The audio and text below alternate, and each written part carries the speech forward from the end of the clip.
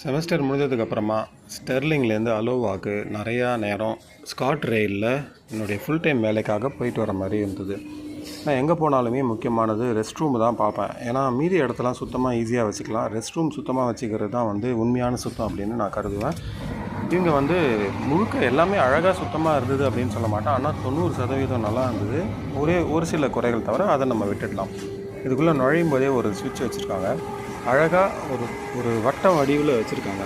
முழு இடத்த உபயோகப்படுத்துகிற மாதிரி ஒரு கதவு அழகாக திறக்குது.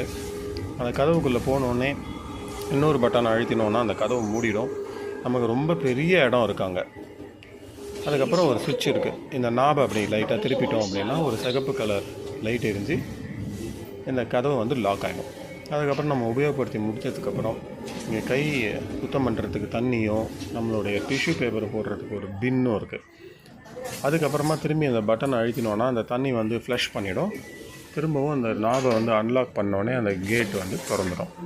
மொத்தத்தில் ரொம்ப நல்லா நீட்டாக மெயின்டைன் பண்ணியிருக்காங்க. ஒரு லோக்கல் ட்ரெயினில் இவ்வளோ நீட்டாக இருக்கிறது நிஜமாகவே ஆச்சரியமாக இருந்தது.